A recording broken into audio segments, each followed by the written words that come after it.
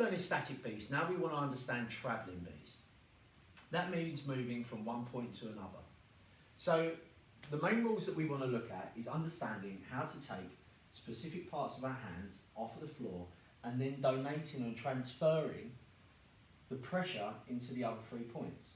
So if I go into my static beast, then from here, if I want to transfer my power, if I now want to lift my left foot, for me to do that, I'm now going to transfer all the weight into my left, my right and my back foot. So as you can see, my knees have stayed in exactly the same place, they're an inch off of the floor, but I'm now lifting my left foot off the ground.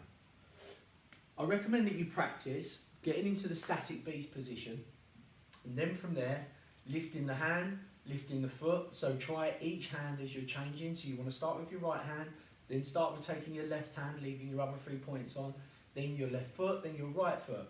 Then what I want you to do is try both points. So then what we want to do is go into our static crab, and we want to lift our left and our right hand off at the same time and maintain our knees in the same place.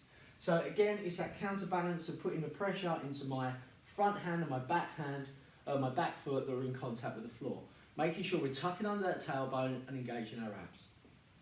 That then allows us to go into the travelling beast.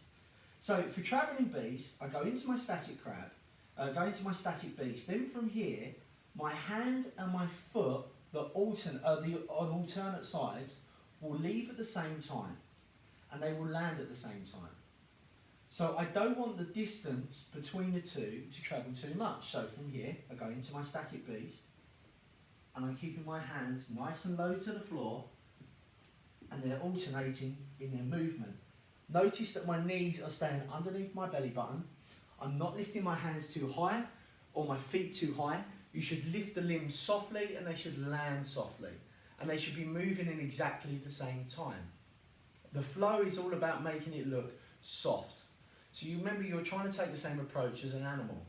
So from here, I shouldn't see my hands coming up and I shouldn't see a bend of the elbow. For me to lift my hand, I engage from the shoulder. So I'm lifting my hand using my shoulder. For me to lift my foot, I lift my hip. Don't bend from the knee. I lift my hip and that brings my foot off of the ground. And this is how we control our movement. So that's travelling.